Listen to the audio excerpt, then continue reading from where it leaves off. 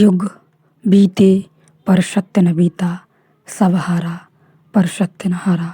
यदि आपने अभी तक अंतिम अध्याय न देखा हो तो अंतिम अध्याय देखें, और यदि आप समझ सकें तो इस अध्याय को देखें।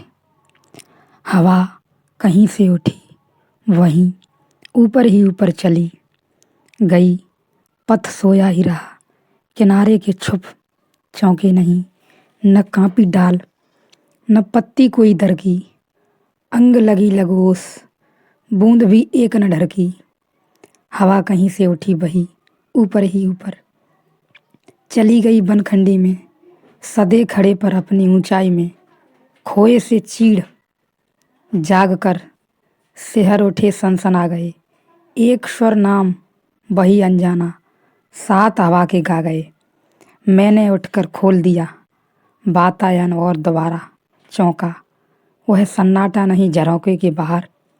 ईश्वर गाता था हवा कहीं से उठी वही ऊपर ही ऊपर चली गई, पथ सोया ही रहा। तुम पथ की तरह मत सोए रहना, पत्थर की तरह मत सोए रहना, किनारे के छुप चौंके नहीं, न कांपी डाल न पत्ती कोई दरकी, अंग लगी लगोस बूंद भी एक न ढरकी। यह जो हवा मैं तुम्हारे आसपास उठा रहा हूँ, इसके लिए जरा तुम ऊंचे उठो। अगर तुम नीचे ही पड़े रहे तो ओस की एक बूंद भी तुमसे न ढरकेगी, एक आंसू भी न बहेगा।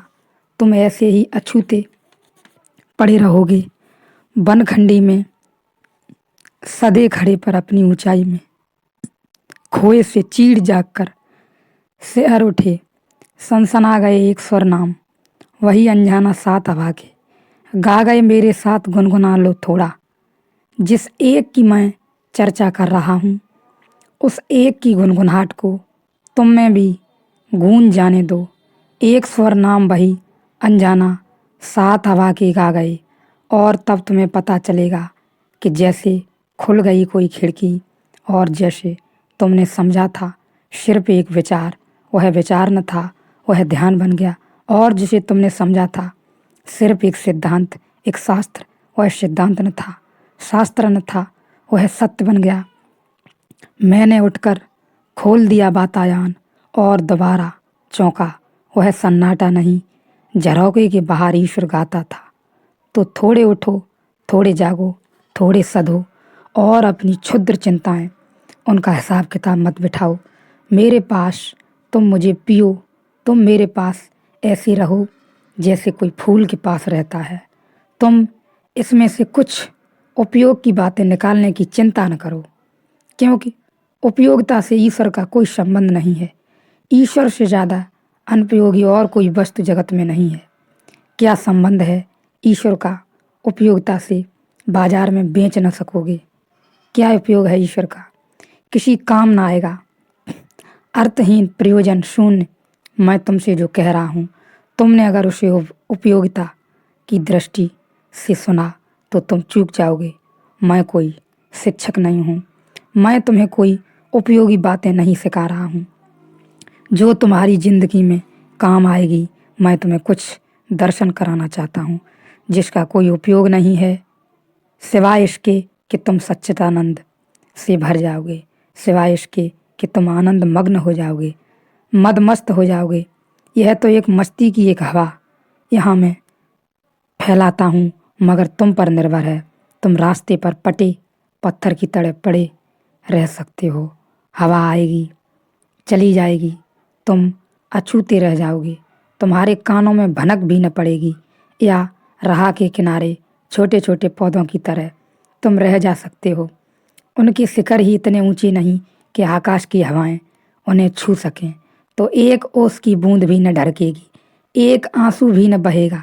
तुम्हें पता भी न चलेगा कि हवा आई, और जैसे उठे वृक्ष अपने में खोए से, आकाश में खड़े से, तुम उनके शिखर पर बुद्ध की हवा छुई।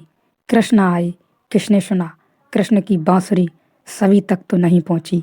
अष्टावक्र ने कहा, कोई जनक ने सुना, कोई चीड़ जैसे वृक्ष उठो थोड़े ऊंचे, और मुझे ऐसे सुनो जिसमें प्रयोजन का कोई भाव न हो।